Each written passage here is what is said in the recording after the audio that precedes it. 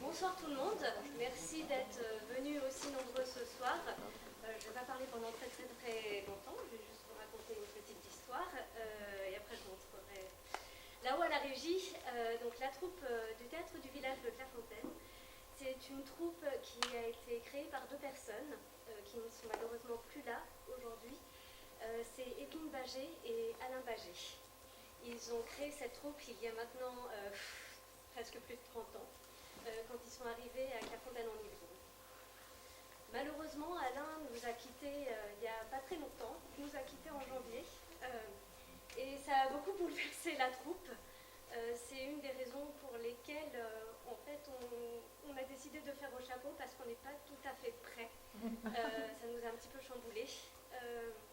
Donc, on voulait être là, on n'a pas pu déplacer la date, on voulait être là, on voulait que ce spectacle soit beau, on voulait vous offrir quelque chose de beau. On ne peut pas le cacher, il est là. On a été obligé de mettre en place un prompteur pour aider un peu les comédiens pour ce spectacle. Donc voilà. On compte sur votre indulgence et on vous souhaite malgré tout un très beau spectacle.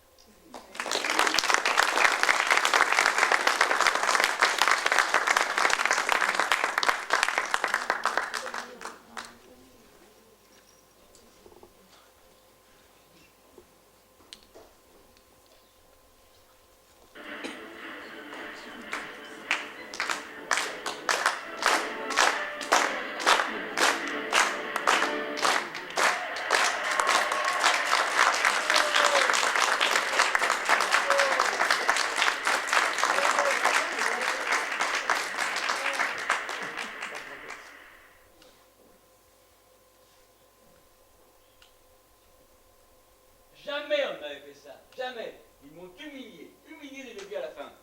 Régisseur, régisseur.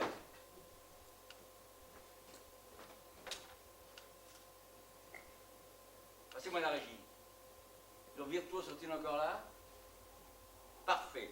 Dites-leur que je veux les vers demain à 9h précis sur le plateau pour une répétition. S'ils sont mauvais le soir, ils sont peut-être meilleurs le matin. Pismer, convoquez-le à 8h celui-là. Il n'a jamais aussi mal joué. Un vrai plâtrier. Sa main était très lourde. Un vrai pâtissier. Demandez au standard d'appeler mon épouse.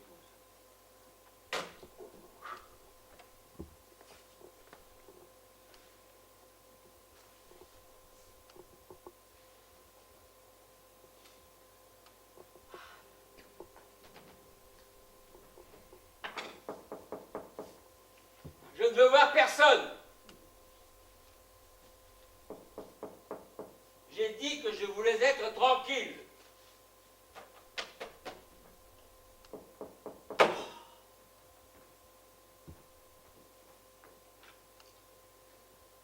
Je suis désolé de vous déranger, maître, mais je ne pouvais pas quitter ce festival sans vous avoir félicité.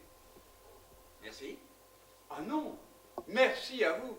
Merci de redonner vie à cette œuvre de jeunesse avec autant d'affection et d'intégrité. J'ai eu la chance d'assister à cette symphonie il y a 2 ans, en 1988 à Liège. Et vous êtes le seul à faire jaillir des étincelles de ces mouvements là où la plupart de vos confrères ne relèvent que le rythme. Je suis très touché. Vous avez ce talent unique de transcender la partition en fièvre pour en faire jaillir tout le feu. La flamme s'élève, nous réchauffe l'âme, sans jamais brûler votre admirable orchestre. Bravo! Je vous remercie. Vous travaillez pour le diapason? Non, oh, je ne suis pas critique musical. Juste un simple mais fervent admirateur. Comment s'appelle votre premier violon? Spitzmer. Oh, un virtuose, une belle légèreté dans l'attaque, un toucher si délicat. Effectivement. Vous n'êtes pas critique. Ah. Puis-je vous demander un autographe avant de me retirer? Il fait Oui, bien sûr, mais vite. Il fait un froid de canard ce soir. Les hivers semblent rudes en Suisse, non? Bon sang, pouvais-je fourrer mon stylo? Ah, le voilà.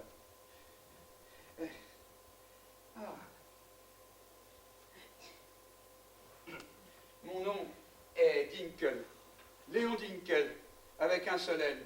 Je vis en Belgique. Je suis venu spécialement en Suisse pour assister à votre concert.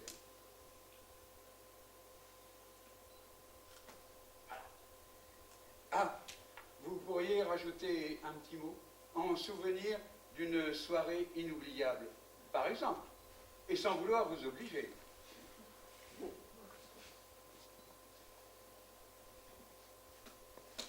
Voilà. Merci. Mon épouse aurait adoré vous applaudir. Malheureusement, ses obligations professionnelles l'ont retenue à Liège. Ah, Je le regrette. vous pourriez peut-être en signer un pour elle? Pour Anna, avec un H à la fin. Oh, certains se trompent et le mettent au début. D'autres en mettent deux. Un au début, un à la fin. Non, un seul suffira. Mais à la fin. Peu importe l'orthographe, n'est-ce pas? L'essentiel, c'est d'avoir un prénom, non? Vous ne semblez pas d'accord? Si, si. Elle connaît tout de vous. De quoi me rendre jaloux. Désolé d'avoir abusé de votre temps. Bonsoir, mon amour. Ah non. Ça a été une soirée exécrable. Suite mère d'assister jouer à l'envers avec un sourire de la croix. Quel affront. Les filles sont-elles là? Non, non, non, laissez travailler. Tu as réfléchi pour Berlin? Mais ne sois pas sotte. Nous vivons un moment historique avec la chute du mur. Oh, pardon, je suis encore sous le coup d'énervement. C'est ça. On en reparlera ce soir. Je me change et j'arrive. Hein, je t'aime.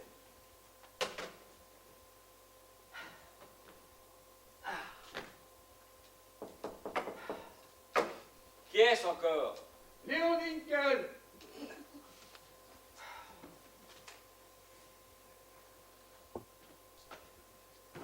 Je suis confus de vous déranger de nouveau, maître, mais j'avais promis à ma compagne... Anna. Avec un H à la fin. Oh, je vois que vous avez de la mémoire. Remarquez, cela vaut mieux dans votre métier. Avec toutes ces partitions à déchiffrer en même temps.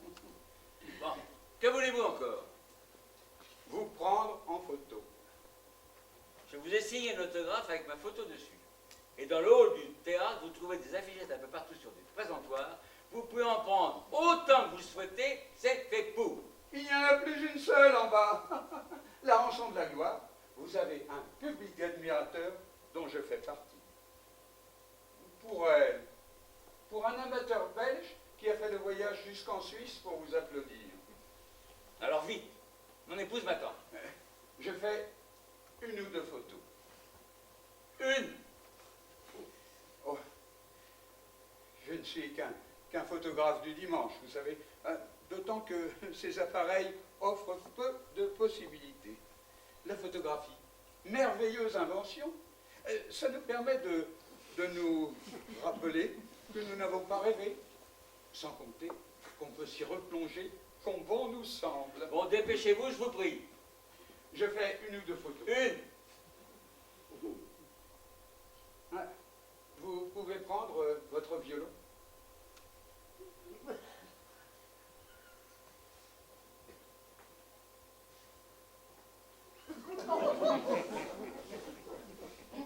Vous pouvez faire semblant de jouer, ça donnera un cliché plus vivant.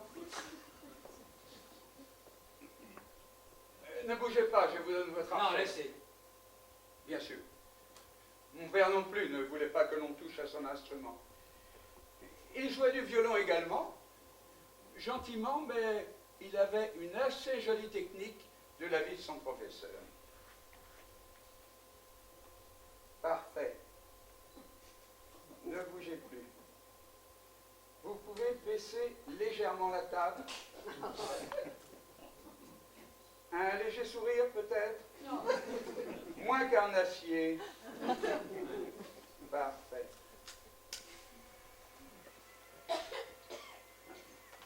Ah, voilà un souvenir qu'on ne se lassera pas d'admirer, Anna et moi. Je vérifie la photo sur place, au cas où elle serait floue ou mal cadrée. Je ne voudrais pas vous déranger une nouvelle fois. Moi non plus. D'où vous vient ce geste? Quel geste? geste si caractéristique de vous tenir l'avant-bras droit avant de diriger votre orchestre. Un tic de jeunesse, ma marque de fabrique. Ah, et quelle marque! Unique au monde.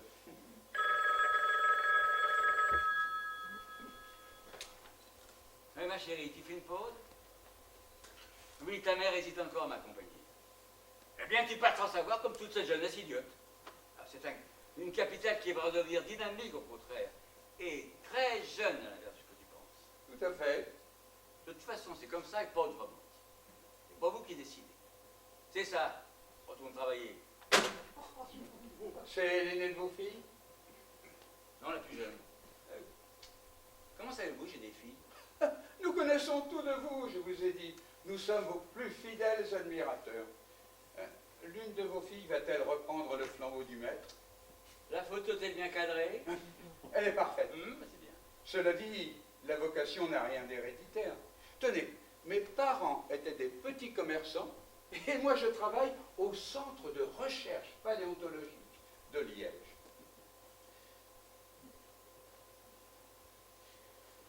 Bon, je vais vous laisser rejoindre femmes et enfants. Je ne voudrais pas me montrer trop envahissant.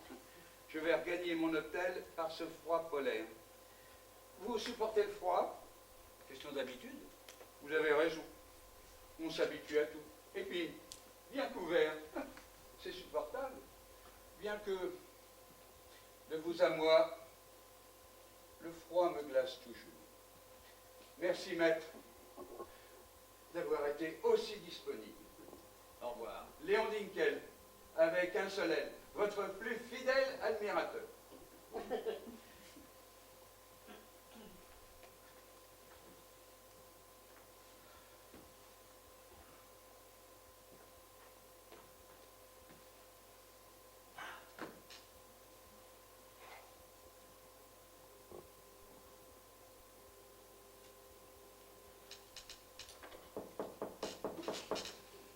Dinkel?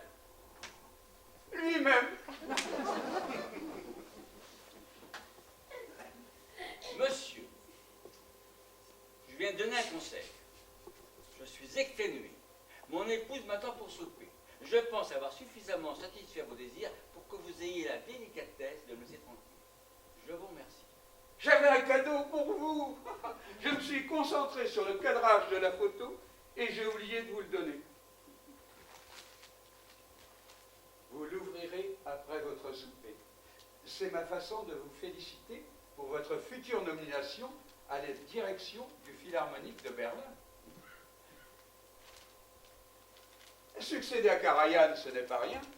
D'ailleurs, pourquoi avoir choisi de diriger pendant tant d'années l'orchestre de la Suisse romande, alors que votre réputation aurait pu vous ouvrir les portes des plus grandes formations du monde? Pour des raisons personnelles liées à ma vie personnelle. Ah, pardonnez-moi d'avoir évoqué cette question très personnelle. Vous vous rendez à Berlin ce week-end pour régler les dernières formalités, il me semble. Oui, enfin, vous êtes au courant? Je prenais un verre à côté du théâtre en attendant le concert et j'ai entendu M. Spitzmer, votre premier violon, en parler avec les autres musiciens. Il faudrait mieux se concentrer sur son violon, celui-là. Votre épouse n'a pas très envie d'y aller? Elle?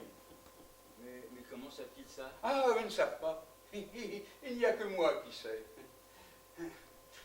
Berlin redevient une ville qui s'ouvre sur le monde. C'est un argument que vous pourriez donner à vos filles, tiens. Je vous remercie, monsieur Dinkel, mais je sais ce que j'ai à faire. Bon, mon épouse va finir par s'inquiéter. Vous avez raison. Et je vous prie de m'excuser. Je vais vous laisser. Et surtout, mes amitiés à Hilda. Mais vous connaissez son prénom? Hans-Peter et Hilda Miller. Ce n'est un secret pour personne. Ni que vous habitez au 51 de la Hausbergasse. Merci, maître, d'avoir été aussi disponible.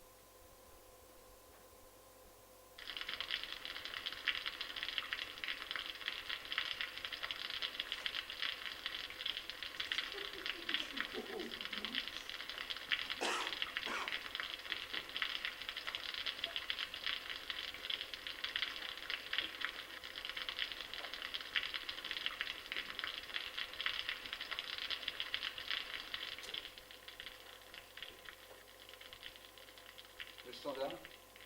Je suis un ami de Hans-Peter Müller. Hans-Peter souhaite être mis en communication avec son domicile. Il souhaite parler à son épouse. Merci.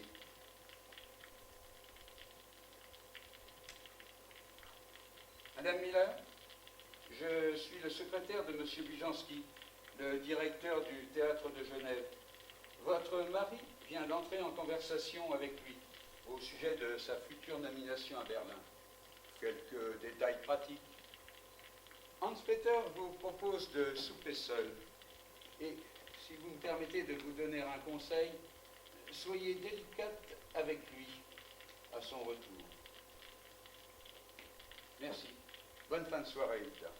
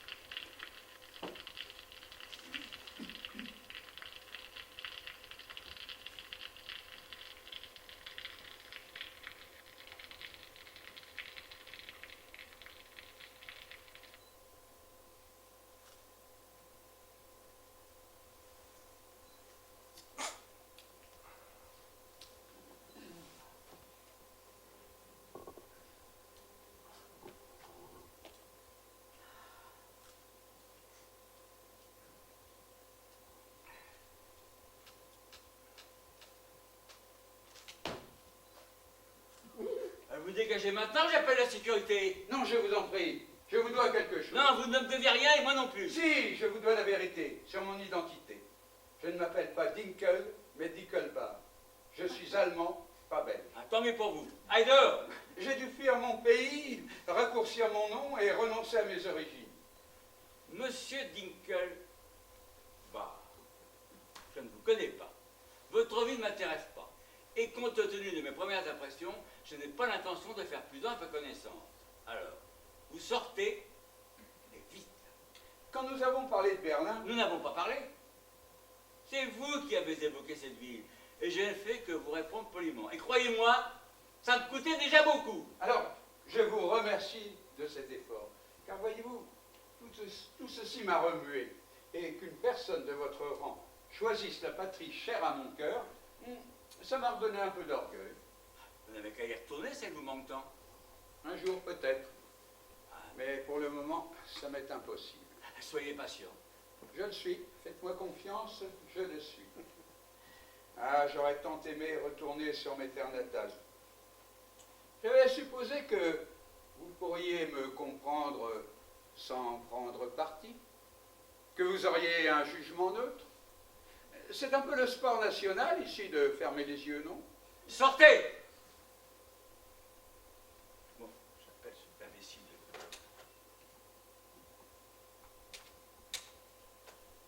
Ouais, j'ai essayé moi aussi de téléphoner. Impossible d'avoir la tonalité. C'est vous qui avez arraché ce fil? Malencontreusement, oui. Bah, où est la clé? Aucune idée. Ouvrez cette porte! Ne m'obligez pas à employer la force. Je ne vous y oblige pas. Je vous avertis simplement que ce serait prendre un risque inconsidéré, car je serais sincèrement désolé de devoir vous briser le poignet ou un de ces doigts si précieux avec lequel vous faites de si jolies prouesses. Vous êtes dingue? Qu'est-ce que vous me voulez? Des réponses. Mais surtout ne pas vous affoler. Je sais trop ce que c'est que la peur. C'est un sentiment que je ne souhaite à personne. Il n'y a qu'une peur qu'il est bon d'avoir, celle du ridicule, car elle ne tue pas. N'ayez donc pas peur, monsieur. monsieur Hans-Peter Müller. Du moins, pas pour le moment. Vous me menacez? Je vous ordonne de me laisser sortir. Vous ne préférez pas plutôt un verre? Un Bordeaux. Je vous le recommande, il est très bon. Je suis plutôt Bourgogne, pour ma part. Bon, je vous ai donné un ordre. Il va falloir faire un effort, si nous voulons devenir amis. Je n'ai aucune envie de devenir votre ami. Ça ne vous intéresse pas d'en savoir un peu plus sur moi? Pas le moins du monde. Depuis combien de temps êtes-vous marié à Hilda? Je ne vous permets plus de l'appeler par son prénom. 38 ans, n'est-ce pas? 38 ans de droiture, de vérité. Vous vous êtes connu à Saint-Gall. Vous êtes un ancien amoureux éconduit, vous faites aujourd'hui votre crise de jalousie. C'est un peu tard, non? Non, vous n'y êtes pas du tout. Ah, j'y suis. Vous avez la tête du mari trompé. J'aurais dû m'en douter tout de suite. En revanche, si cela remonte à quelques décennies, je ne suis pas sûr de me rappeler d'elle. Anna, vous dites? Charmant pour votre femme. Ah, n'espérez pas me menacer d'une lecture révélée. Elle est au courant de tout et de toutes. C'est une sorte de pacte entre nous. Belle complicité. M'étonne pas de vous. Cependant, vous faites fausse route. Alors qu'est-ce que vous voulez, enfin? Anna a changé ma vie. Elle l'a rendue supportable. C'est le virage de mon existence, celle qui m'a permis de repartir enfin dans la bonne direction. Qu'ai-je à voir avec votre treillis de super-héros? Anna et moi, nous sommes connus devant un spinosaure. Elle était à la fois fascinée par cet animal gigantesque et hideux à la fois. Je lui ai fait l'histoire du cousin de ce décasaure, et de fil en aiguille, nous avons sympathisé. Anna et moi avons une même passion, les monstres.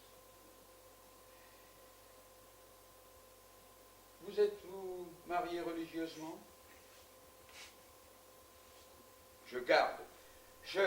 J'admire ceux qui gardent une foi inébranlable malgré les drames de la vie qu'ils traversent. Mais peut-être n'avez-vous jamais connu de tragédie dans votre vie? Visiblement pas autant que vous. Vous avez pourtant perdu vos parents récemment. Ce n'est une épreuve agréable pour personne. Bon, cela dit, Minable. ils avaient fait leur temps. Minable. Désolé si je vous ai enfoncé. Je vous présente d'ailleurs mes sincères condoléances. C'est de l'argent que vous voulez? Vous voulez me faire chanter? Ah, pourquoi? Il y a matière? Je suis un homme respectable. Respectez, nuance. Vous pouvez vous contempler dans le miroir de cette loge tous les soirs et regarder un homme qui a toujours fait les choses dans le strict cadre qu'on lui a défini. Un bon petit soldat, en somme. Monsieur Dinkelbach, pourriez-vous me dire enfin les raisons de votre présence? Je souhaite passer une audition devant vous. Ah, nous y voilà. J'aimerais que vous m'écoutiez et que vous me disiez ce que vous pensez de moi. Ah, je peux très bien vous le dire sans que vous ayez à jouer. S'il vous plaît. Vous êtes un musicien amer qui vient chercher sa revanche? Une seconde chance? À quel concours d'entrée vous les renvoyez? Votre visage ne me dit rien. Vous n'avez pas dû me laisser un grand souvenir. Si je ne vous ai pas retenu, c'est que vous n'avez pas le niveau. Et je ne m'abaisserai pas à vous présenter des excuses. Les mauvais restent à la porte, c'est ainsi. Je n'ai jamais passé de concours d'entrée devant vous. Alors quoi? Vous voulez que je vous engage à Berlin? Écoutez-moi d'abord. Mais ça ne se passe pas ainsi, je regrette. J'exige que vous m'auditionniez. Vous allez vous couvrir de ridicule. Peu importe, puisque le ridicule ne tue pas. La question n'est pas de mourir ou non. Si, justement. J'exige que vous m'auditionniez. Mais vous n'avez rien à exiger. Je veux une chance. Êtes-vous musicien, moi? Je suis violoniste, comme l'était aussi mon père, à mes heures perdues. Qu'est-ce que vous voulez vous prouver? Que vous êtes capable d'égaler votre père, qui n'est resté vraisemblablement qu'un médiocre violoniste? Faire mieux que lui? Je veux vivre cette sensation impitoyable d'être jugé en une fraction de seconde. Pensez que ma vie peut basculer en un instant. Je suis heureux de vous informer que le Philharmonique a fini déjà complet. Je ne postule pas pour ça. Je souhaite jouer devant vous en espérant ne faire aucune fausse note. C'est complètement idiot. Pas tant que ça. Vous saurez tout sitôt l'audition terminée. Et vous me laisserez rentrer chez moi aussi? Vous pourrez rentrer chez vous sans aucun problème. Et votre instrument?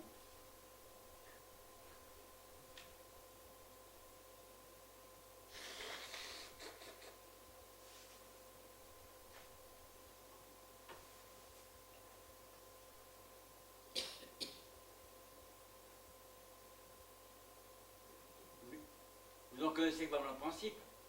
Oui. Je vous prierai de vous recoiffer. Ça me déconcentre. Marchez.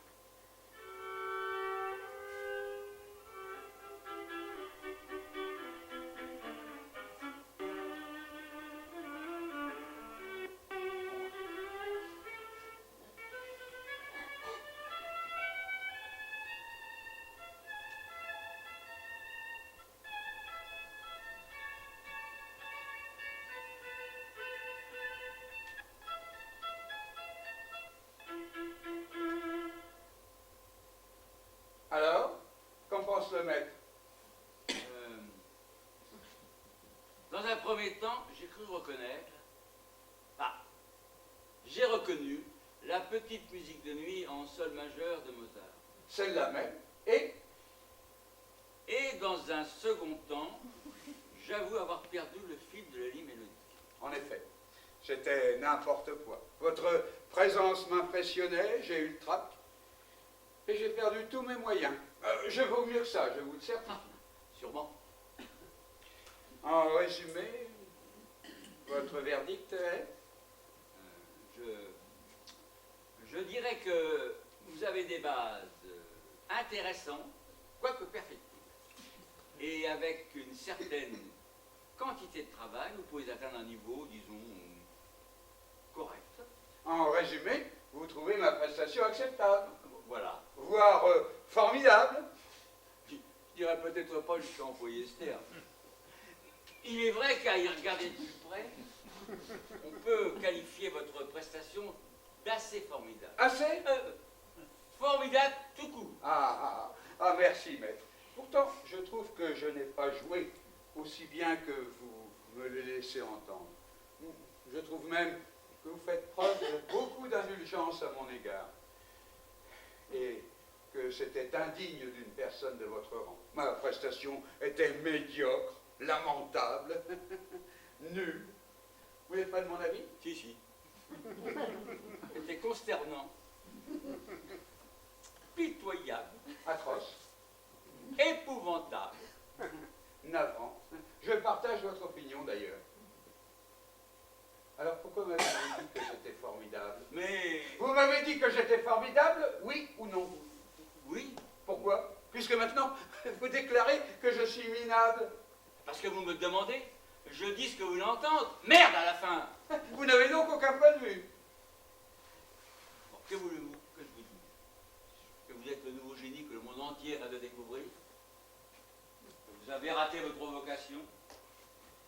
Que vous pouvez réaliser ce vœu pieux d'être élu alors que votre cher papa a été incapable de le réaliser?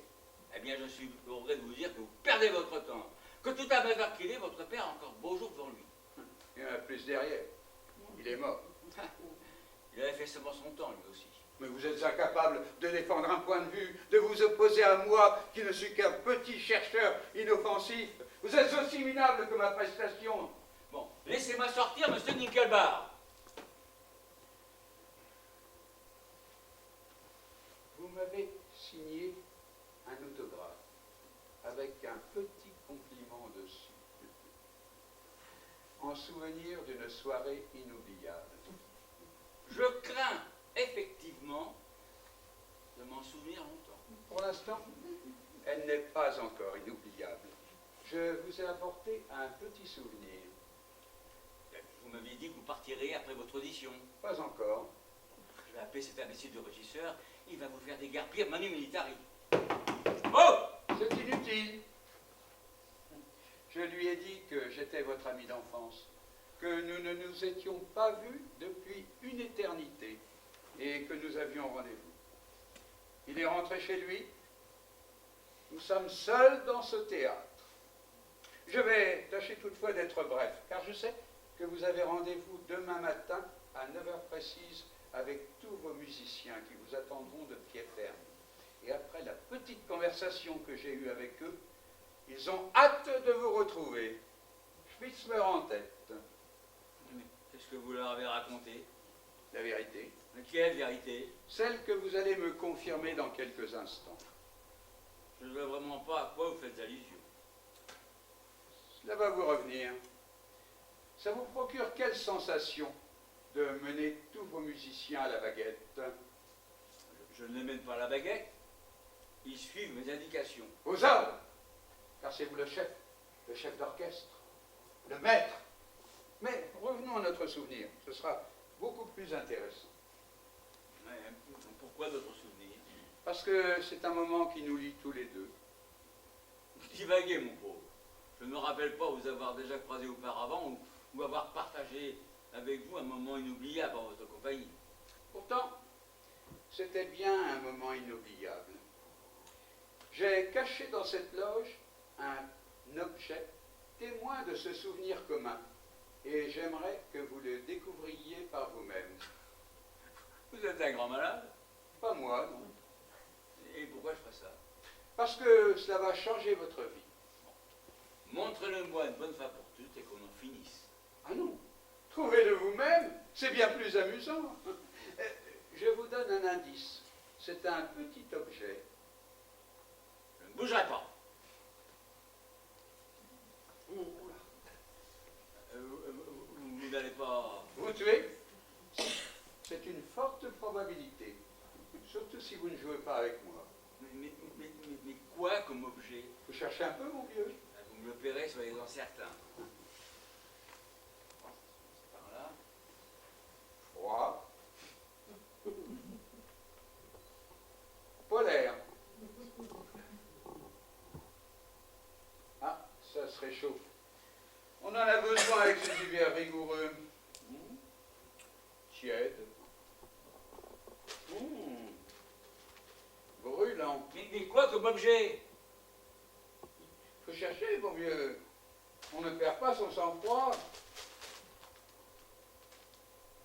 Ah, brûlant, très brûlant, bouillant, suffocant. Qu'est-ce que c'est que ça? Une photo. Mais pourquoi vous me montrez ce cliché abominable? Parce qu'il est abominable, justement. Et en quoi ça me concerne? Vous trouvez ce cliché abominable? Bah, évidemment, ça m'écoeure. Que voulez-vous que ça me fasse d'autre? Alors, pourquoi souriez-vous sur cette photo? Comment? Pourquoi avez-vous le sourire sur cette photo? Mais je ne souris pas. Je ne suis même pas sur cette photo. Vous êtes foilier. Ne vous emportez pas, maître. Je ne m'emporte pas, mais c'est vous qui m'énervez avec vos sous-entendus délirants. Je suis là sans rien comprendre à cette situation. Ma femme m'attend, mes filles aussi. Et pendant ce temps, vous êtes avec moi, séquestré. Je vous comprends. Et vous présente mes excuses, Monsieur Keitel. Pardon. Je vous prie de bien vouloir m'excuser, Monsieur Keitel. Mais pourquoi vous m'appelez ainsi? Parce que c'est votre vrai nom. Oh, vous me confondez avec quelqu'un d'autre. Vous ne connaissez pas Monsieur Keitel? Rudolf Keitel. Pas le moins du monde. Qui est-ce? C'est vrai qu'il est moins illustre que son père, qui lui était un homme beaucoup plus prestigieux. Je suis ravi de l'apprendre. Ravi, un terme pour le moins prime-sautier. Navré de vous déplaire, mais c'est le terme que j'ai choisi. Malheureusement, vous direz désormais ce que je veux entendre. Mais vous ne pouvez rien contre moi. Un début d'aveu Aveu de quoi? que vous êtes bien sur cette photo en compagnie de votre père. Ce n'est pas moi, je vous dis, vous vous égarez. Vous qui connaissez parfaitement ma vie, vous savez pertinemment que ça ne peut pas être moi.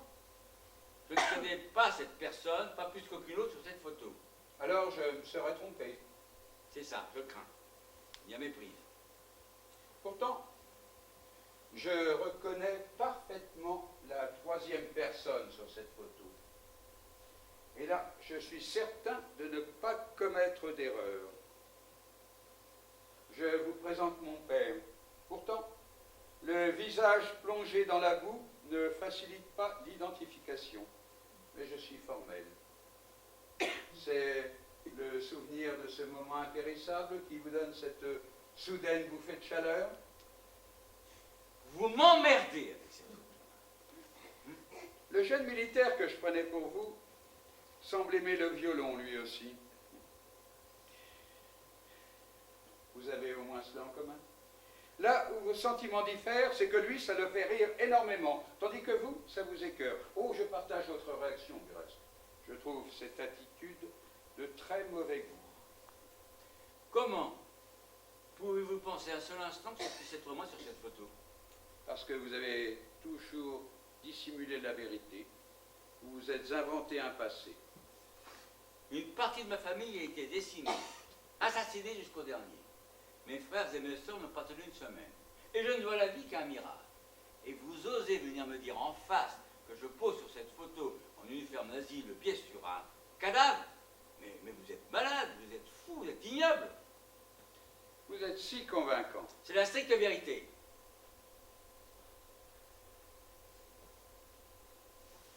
Ce n'est pas possible, c'est vous.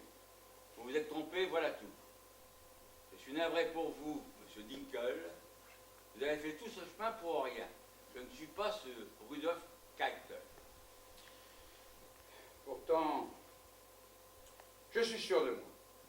Je vous le répète, vous me confondez avec quelqu'un d'autre. Ce n'est pas possible. Bon. Vous voulez bien me rendre ma clé maintenant? Ce même port de tête, ce même sourire arrogant. Ce n'est pas possible. Je ne... Ma clé! Ce n'est pas possible. Et qui vous a dit que parmi ces officiers, je vous soupçonnais d'être celui qui a le pied sur le cadavre?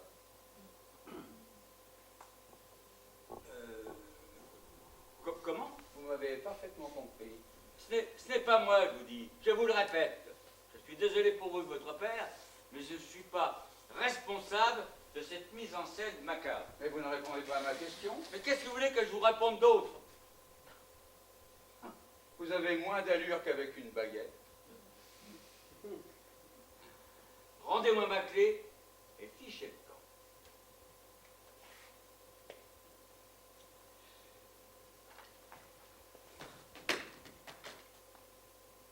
Ne vous avisez plus de lever la main sur moi. Je n'aurai aucune pitié. La pitié, ça vous évoque-t-il quelque chose? Oui, oui. Alors dites-le, pitié. Pitié. Là, j'ai entendu. Et vous n'avez toujours pas répondu à ma question. Quel âge donneriez-vous à ce gamin? Je ne sais pas. 18 ans tout au plus, 17 ans peut-être, je n'en sais rien. Quel âge, Rudolf? Mais arrêtez avec ce prénom. Quel âge? Où voulez-vous en venir? À vous. Où étiez-vous à 17 ans? À Saint-Gall. En Suisse? Oui, Saint-Gall, c'est en Suisse, ça l'a toujours été. Et que faisiez-vous à l'époque? Je faisais mes études. Quel genre? De musique, que voulez-vous que ce soit d'autre? J'apprenais le métier. Il semble que j'étais assez doué. Vous n'appréhendez pas trop de retourner en Allemagne, de rouvrir la plaie? J'y vais justement pour le refermer. Définitivement. Quand vous serez là-bas, allez donc faire un tour dans une charmante bourgade avoisinante de Berlin, typique du charme brandebourgeois. Strasberg. Merci du conseil. Vous irez, n'est-ce pas? J'irai. Vous vous promenez dans les rues, flâner dans les parcs, revoir la maison où vous êtes né. Mais vous dites n'importe quoi. Je n'ai jamais entendu parler de cette ville. Je suis né à Leipzig le 16 novembre 1927. Et moi, je suis le pape. J'en ai assez, monsieur Dinkelbach. Jusqu'où comptez-vous aller comme ça? Jusqu'à Birkenau, par exemple. Ne me dites pas que vous n'avez jamais entendu parler de cet endroit. Ah, évidemment, je connais. Et alors? Alors quoi? Qu'est-ce que cela vous inspire? Du dégoût, de la rage, que voulez-vous que ça m'inspire d'autre? De la rage? Oui, de la rage. Mais contre qui? Contre... Contre vous? Mais pourquoi contre moi? Parce que vous vous écœurez. Parce que vous êtes un monstre. Parce que vous avez volé l'identité d'un cadavre, après vous êtes assuré que la totalité de sa famille était morte, et qu'aucun survivant ne viendrait vous confondre. Et ça? Vous volez aussi? Ah, je connais votre histoire, vous la réservez à qui veut l'entendre. Mais vous savez que ce ne sont que des mensonges. Vous aurez beau vous dissimuler tous les soirs sous une tonne de fond de teint, vous n'arriverez jamais à effacer définitivement les traits immondes de votre passé. C'est pas ce constat que vous faites tous les soirs en vous maquillant devant ce miroir, avant de redevenir ce chef d'orchestre adulé de tous? Je ne connais pas votre père, je vous le répète. Je n'ai jamais mis les pieds dans ce camp-là. Moi si. Je le regrette profondément, monsieur Dinkel. Dinkelbach, j'y tiens désormais. Monsieur Dinkelbach, pourriez-vous me dire, enfin, la raison de votre une bonne fois pour toutes? Vous allez en finir. Je ne suis venu que pour ça. Vous ne vous souvenez de rien? Rien. Rien de ce que vous me racontez. Un orchestre de pauvres bougres à l'entrée du camp, qui rythmait joyeusement les entrées et sorties de cadavres ambulants qui allaient se crever à la tâche dans la forêt d'à côté. Ça ne vous dit toujours rien. Une formation de musiciens, 6, dont nous faisions partie, mon père et moi, et qui s'accrochaient à leur instrument comme à une planche de scène. Chopin, Beethoven, à peine perceptible sous le hurlement des soldats et les aboiements des chiens. Je ne sais pas. Cherchez bien. Moi, je m'en souviens parfaitement. Pourtant, je n'étais qu'un gamin à cette époque. Il n'y a donc aucune raison que vous ayez oublié. Je vous dis que je ne me souviens pas. Fouillez dans vos souvenirs et partageons-les ensemble. Un matin d'hiver 44, un de ces matins polaires à ne pas mettre un musicien dehors. Une longue cohorte de morts vivants qui sort du camp pour aller casser des pierres gelées dans la carrière d'à côté. Le commandant du camp, Otto Keitel, votre père, qui débarque, accompagné de ses sbires, emmitouflés dans de chauds manteaux en cuir.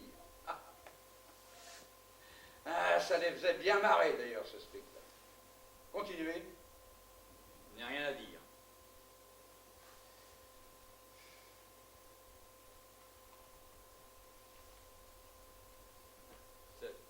Ça vous servira à quoi de me tuer? Ça vous a servi à quoi de tuer un innocent?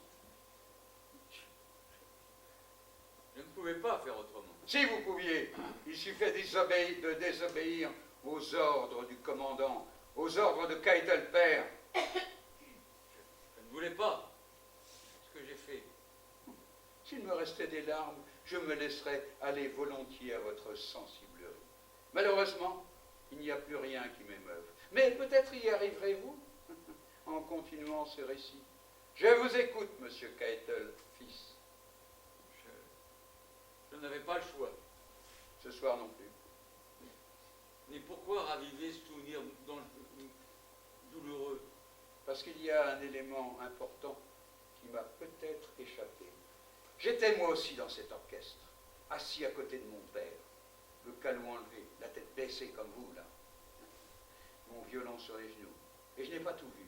Mais, où avez-vous une version différente de la mienne? Peut-être arriverez-vous à m'expliquer ce que je n'ai jamais réussi à comprendre. Que s'est-il passé quand votre père est arrivé près de notre petit orchestre avec ses aides de camp?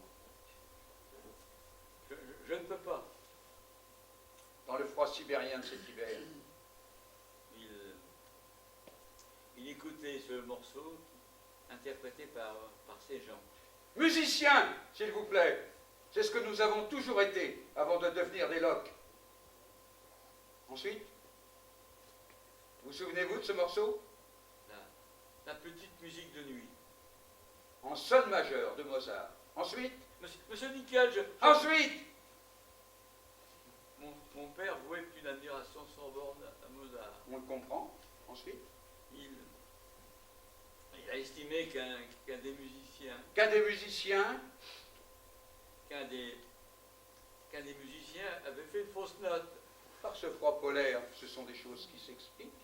Surtout quand la peur s'en mêle. Et il s'est mis un peu en colère. hystérique serait plus juste pour qualifier l'état dans lequel il se trouvait. Mais c'est normal quand on vénère Mozart. Moi, Et qu'a-t-il fait? je vous en prie, restons-en là. Et qu'a-t-il fait? Il m'a désigné le musicien fautif. Samuel Dinkelbach, mon père. Et qu'a-t-il fait? Il m'a tendu son revolver. Ensuite? Il m'a ordonné de l'abattre. Pour une fausse note? Pour une fausse note, monsieur Keitel? Mais je ne voulais pas. Mais vous l'avez fait. Oui. C'est bien. On progresse. Il est mort sur le coup, je suppose? Je n'avais jamais tenu d'arme de ma vie. Je tremblais. À vous en casser les os, je me souviens. Je me souviens aussi de cet avant-bras qu'il a fallu que vous calmiez avec l'autre main pour mieux viser. Ce geste devenu désormais votre marque de fabrique. Et il est mort sur le coup, je suppose? Non. Je n'ai fait que le blesser. Je ne vous blâme pas. Moi-même, je suis profane en la matière, et je ne suis pas certain d'être capable de vous abattre du premier. Mon père m'a ordonné de retenter ma chance. Comme au Valtrap. Je crois que c'est ce souvenir qui lui a redonné le sourire. Ça l'avait beaucoup amusé, n'est-ce pas? Un rire bien gras, comme après une bonne boutade. Donc vous avez tiré une seconde fois, et cette fois-ci vous l'avez tué. Oui. Ce qui a suscité un tonnerre d'applaudissements de tout l'état-major, qui vous a congratulé après ce baptême du feu, pendant qu'un jeune gradé immortalisait cet instant. Clic! La photographie. Merveilleuse invention. Je revois même votre père vous passer fièrement la main dans les cheveux, alors que le mien gisait au sol, près de son violon, pour avoir mal pincé une corde. J'espère que ce n'est pas le sort que vous réservez à vos musiciens défaillants. Allez, en souvenir d'une soirée inoubliable.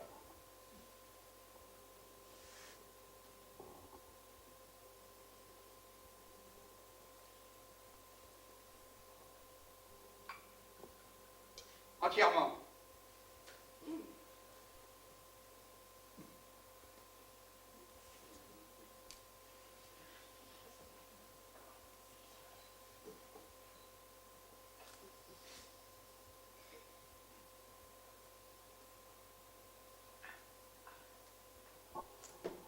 Où avez-vous retrouvé cette photo?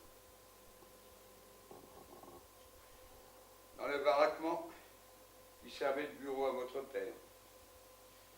J'étais trop faible pour quitter le camp, et j'ai ainsi eu la chance d'échapper à la grande marche de la mort quand vous et vos amis SS avez décidé de fuir à l'approche des Russes. Le 18 janvier 1945. 18-01-45. À l'envers, c'est le numéro matricule, grade, qui a été gravé sur votre avant-bras. 54-10-81. Une idée des prisonniers dévolus à ces tâches dans l'espoir de vous confondre un jour, avant que vous ne les liquidiez.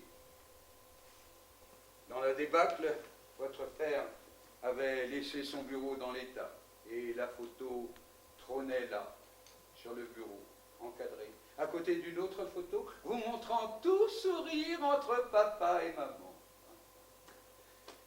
Depuis, cette photo ne m'a plus jamais quitté. Le reste, je le dois à la Providence, ou plus simplement au destin, que j'appellerai Anna. Je veux rentrer chez moi. Vous ne désirez pas plutôt ouvrir votre cadeau? Je ne veux plus rien que vous me demandez. Ne soyez pas aussi exigeant. Vous n'êtes pas en position. Vous vouliez que je l'ouvre après mon souper? Pourquoi? Vous avez encore faim?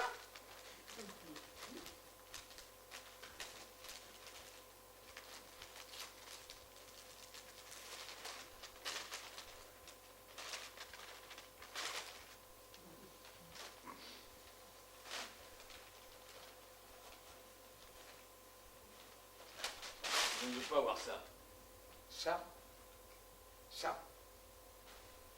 Ça s'appelle une veste. La même que celle que nous portions, moi et mon père. Celle-ci appartenait au Stuck 644 615. Vous savez bien ce que c'est qu'un Stuck. Un morceau dans notre belle langue de Goethe. C'est le nom choisi par les vôtres pour remplacer le nom un peu trop commun d'homme. Personnellement, j'étais le Stuck 346 715. Vous êtes un majochiste. C'est pas à vous de me dire ce que je suis. Je vous fais un cadeau, je vous demande de le respecter. Vous ne pouvez pas oublier, m'oublier.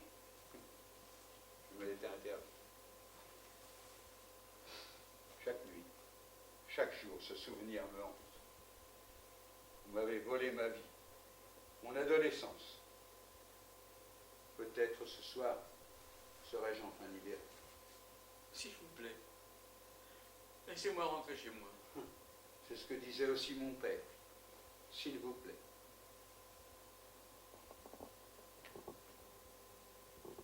Maintenant, si le cœur vous en dit, il n'y a que 5 étages, avec un peu de chance. Mais je ne suis pas sûr que la chance soit de votre côté ce soir. Vous pensez que je n'ai pas voulu oublier, moi non plus? Cette honte qui m'accompagne depuis tant d'années. Ce n'est pas la honte qui vous accompagne, c'est la peur. La peur que ressurgisse ce passé qui mettrait à mal votre respectabilité. La peur de voir réapparaître cette photo.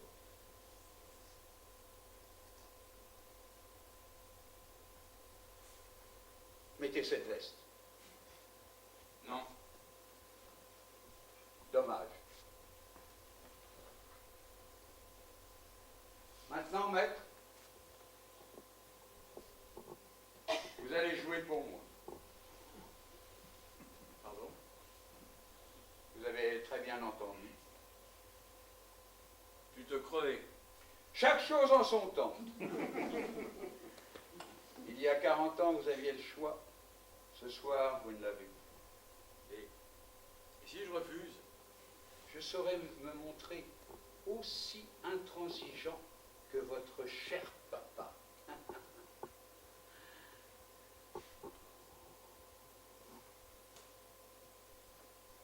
Je n'ai plus rien à perdre. J'ai déjà tout perdu, vous pas encore. Que voulez-vous que je joue? À votre avis? Et vous me laisserez rentrer chez moi ensuite? Vous pourrez rentrer chez vous et vous n'entendrez plus jamais parler de moi.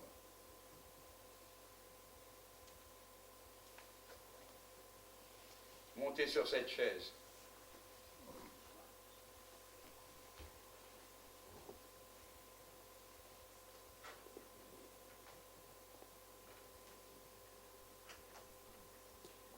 Quittez votre peignoir.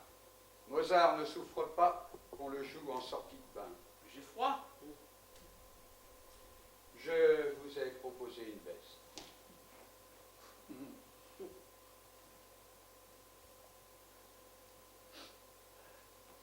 Laissez cette fenêtre ouverte. Je vous ai proposé une veste, vous n'en avez pas voulu. Désormais, je vous écoute. Une dernière chose avant que vous ne vous lanciez. À la moindre fausse note, je vous abats comme un chien. Ne me décevez pas.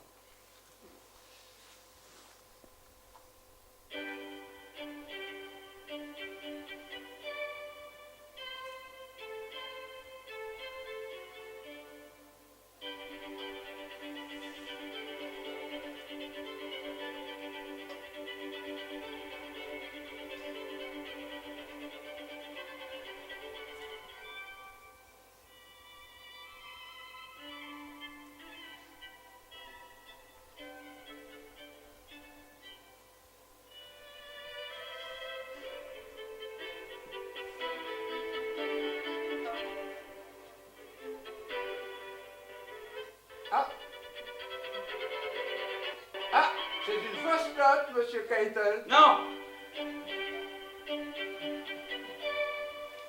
Ah, j'ai froid. Fallait mettre cette veste.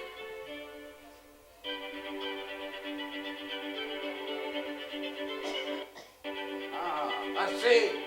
Non. Assez. Non, je ne veux pas mourir. Assez. Assez. Fermez cette fenêtre. On se gèle le cul. Ah, c'est pas facile de jouer dans le froid, avec la mort en face. Et encore, il manque les chiens, la faim, la dysenterie.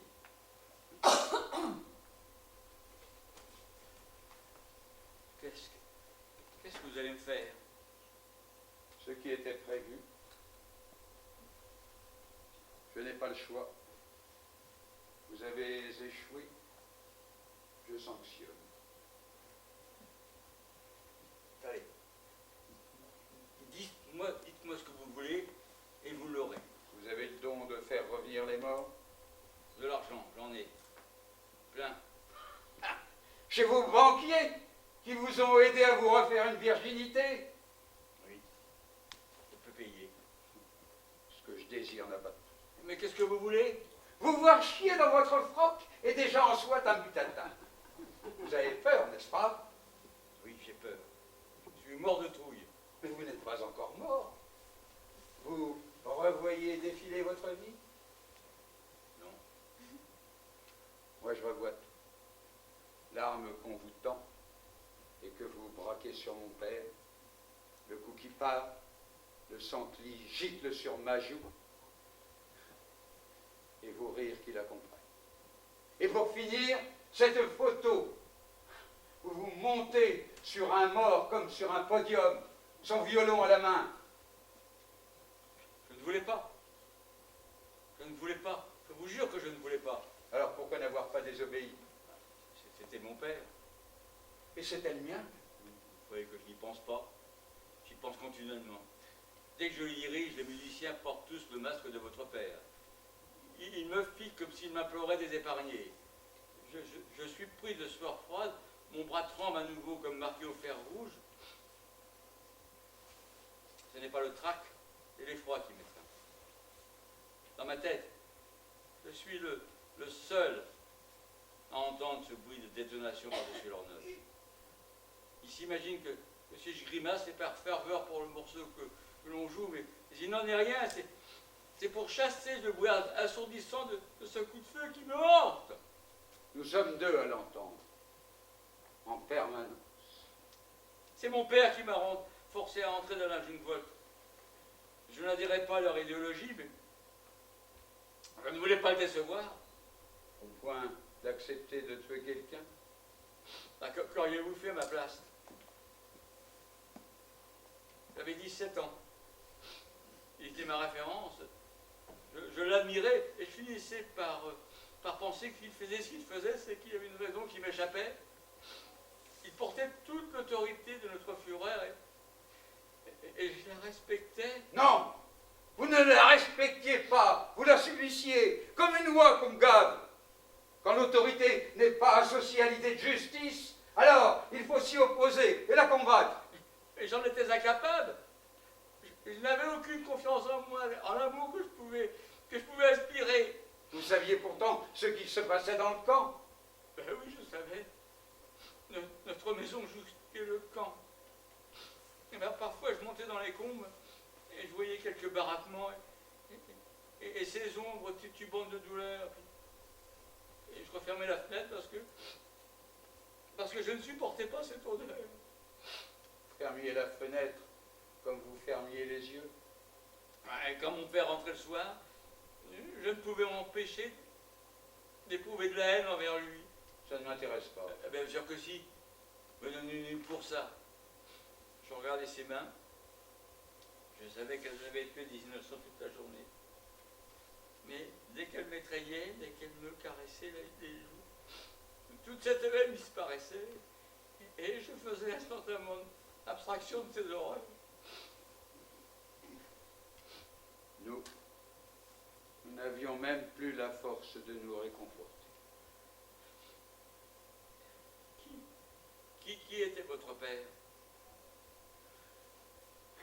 Un homme effacé. Et pourtant, sa présence muette remplissait tout l'espace. Il me rassurait. Nous avions une existence modeste, tout était modeste chez nous, sauf l'amour entre nous. Il aimait passer ses soirées à lire des ouvrages sacrés, et moi je passais les miennes à lui dire que ça ne servait à rien.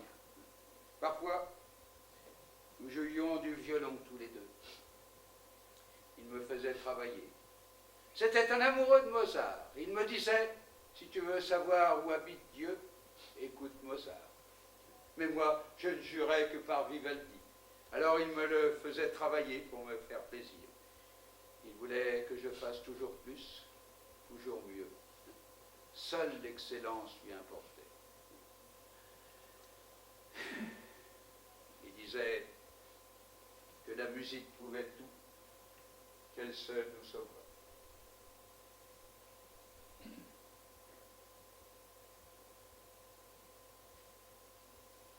Depuis, je hais cet instrument. Je vous demande pardon. Ne me parlez pas de pardon. Toutes les nuits, mon père me parlait que de pardon, de péché. Toutes ces inepties qu'on nous inflige pour mieux courber les chines. Comment pouvait-il encore prier alors que les fours tournaient à plein régime? Que sa femme avait déjà disparu. C'était pas en allant puiser je ne sais quelle prière dans ses livres que son sort allait changer. Rien. Rien n'a changé, rien ne changera. Parce que ces livres sont vides, ces dévotions sont stériles. Dieu a les mains couvertes de sang et de sang. Non. Ce sont les mains des hommes comme mon père qui les ont. Faux! C'est lui le responsable, c'est lui l'aveugle et le sourd. L'homme est responsable de ses choix, il est libre de ses choix. C'est vous qui dites ça? On ne choisit pas, on est choisi. Par qui? Dieu. Dieu, répétait inlassablement mon père. Mais pourquoi?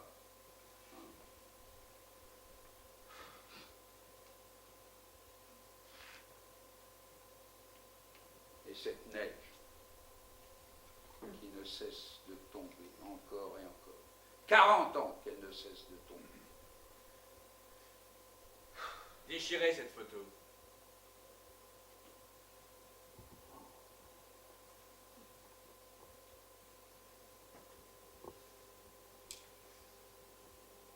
Monsieur Dinkelbach, je suis sur le point d'être nommé au Philharmonique de Berlin, de revenir enfin sur mes terres. Je me suis refait une nouvelle vie. un nouveau statut.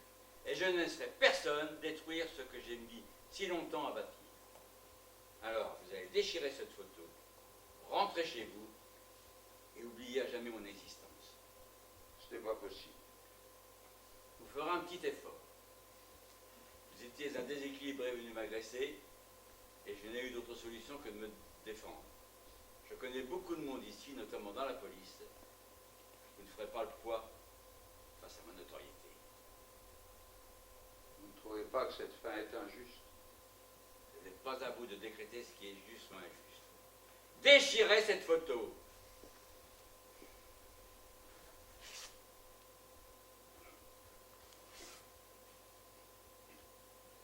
Monsieur Dinkelbach, nous ne sommes plus des enfants.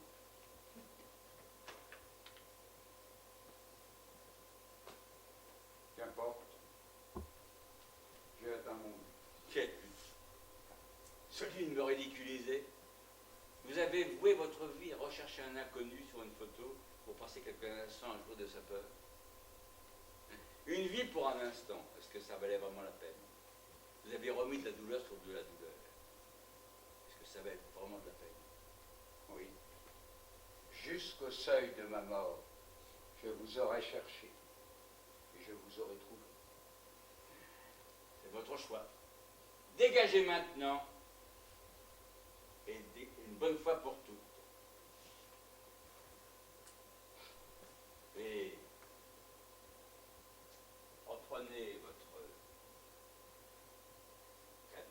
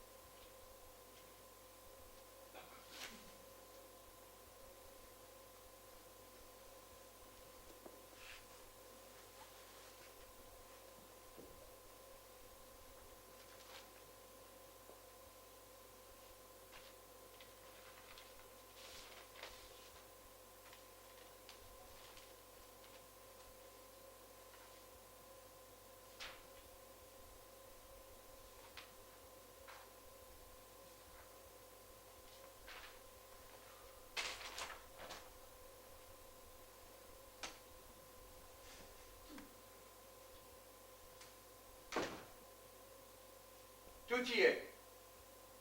Faux papiers, faux actes de naissance, copie des aveux tardifs des instances religieuses de Saint-Gall qui vous ont hébergé, vous et votre famille, après vous être échappé d'Allemagne. Faux. Extrait de naissance du petit Rudolf Keitel à Strausberg. Faux. Le 10 mai 1926, à 8 h du matin, à la Rosa House Clinic. Faux. Ainsi que tout l'état civil de la famille Keitel, prétendument fusillée à la fin de la guerre, et qu'on retrouve dans des documents en Suisse quelques années plus tard, etc., etc. Des photos de vous du temps de la Jungvolk, ainsi qu'un défilé hystérique, le tout marchandé à prix d'or à d'anciens nostalgiques du Troisième Reich, etc., etc. Une vie à vous rechercher, un travail de fourmi. Mon père avait raison. Vous êtes de la vermine. Votre Votre menace ne pèse plus rien devant une preuve. Brûlez-moi tout ça. Alors, il faudra brûler toutes les photocopies envoyées par Anna aux rédactions des journaux, radio et télévision européennes. Il faudra vous débarrasser de M. Spitzmer et de votre orchestre. Très impressionnés, et ce qui explique leur piètre prestation. Il faudra courir après le coursier qui est parti chez vous, vous débarrasser de votre banquier, de votre garagiste, de votre barbier. Il faudra que vous répondiez à tout votre public qui vous attend dans le hall du théâtre, tout abasourdi après avoir lu ce que je leur ai distribué. Vous mentez.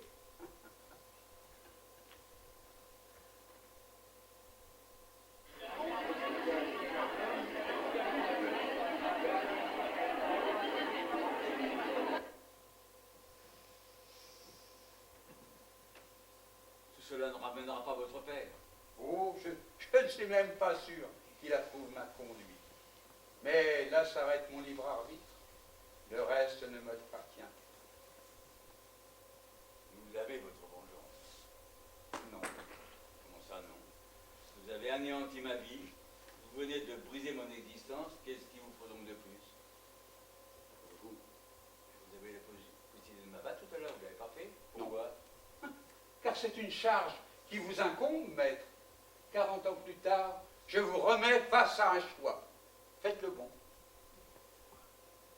Je n'étais pas responsable. Si je ne l'avais pas fait, quelqu'un d'autre l'aurait fait à ma place. Vous n'étiez pas responsable? Non. Je n'ai fait qu'obéir à un ordre. Ce soir, c'est moi qui vous le donne. Je repasse dans une minute prendre l'ultime photo de vous avec mon vieil appareil. Comment avez-vous fait pour me retrouver? Anna, toujours elle. Un soir, elle m'a emmené à un de vos concerts. Vous avez levé le bras pour lancer votre orchestre, et là, tout est revenu. Une minute, pas plus.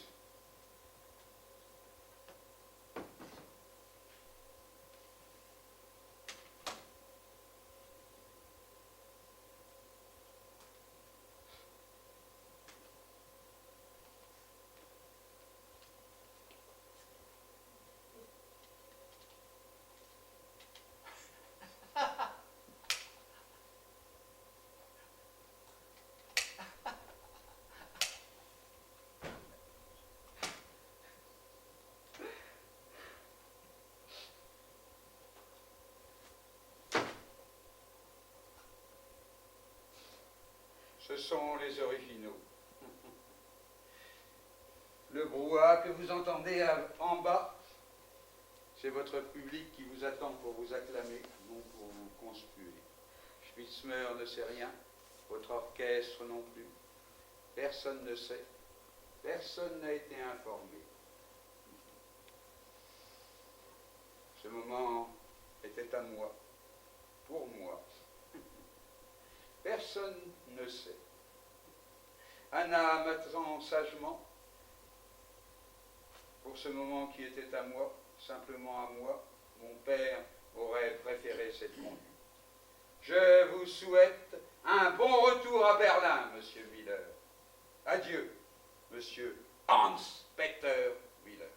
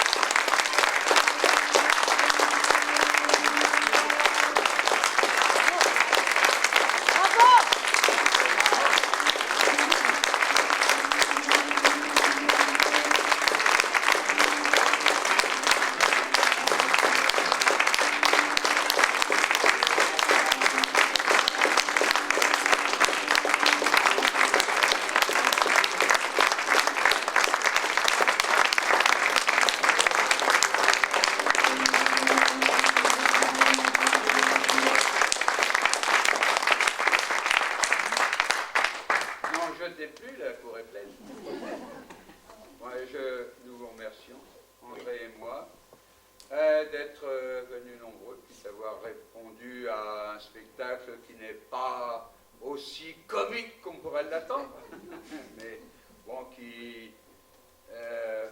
bon, vous allez me dire que ça reste toujours d'actualité, mais on souhaite quand même que des camps, il n'y en ait plus, mais malheureusement, il y en aura encore. Et bon, la folie des hommes, voilà, la méchanceté des hommes. Mon père a passé 7 ans dans ce joli pays qui était la Prusse orientale, en captivité, qui était à l'époque, qui est devenue la Russie maintenant, et qui était une enclave qui est au sein de la Pologne, et donc voisine de la Russie. Il a passé 7 ans, mais il n'a pas eu une vie aussi misérable que dans les camps de concentration. Le père d'André, lui... Il a fait Buchenwald. Oui.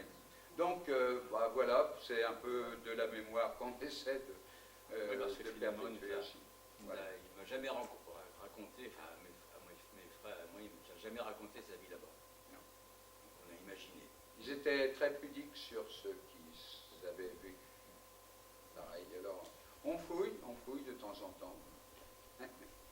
Voilà, bon, on va pas quand même... on va rester sur des pensées aussi. On a une pensée un peu émue, mon père qui a vécu là-bas, ouais. Aussi, donc voilà. Ouais.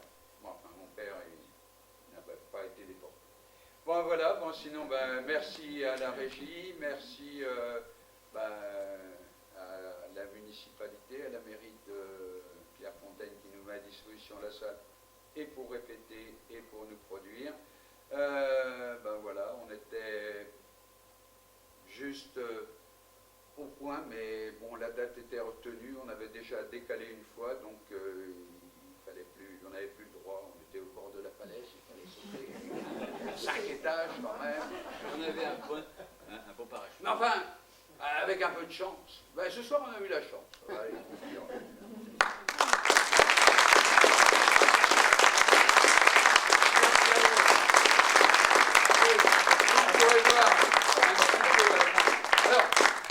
théâtre, n'est-ce pas, on ne boit pas d'alcool. Enfin, moi, ça ne m'aurait pas dérangé d'avoir des alcool.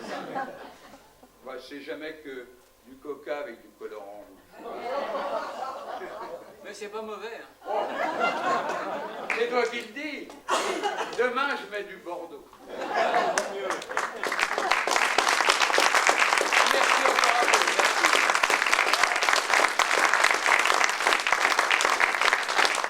Par contre, si vous avez la gorge sèche, et si vous avez... On a aussi là le breuvage, là. Non,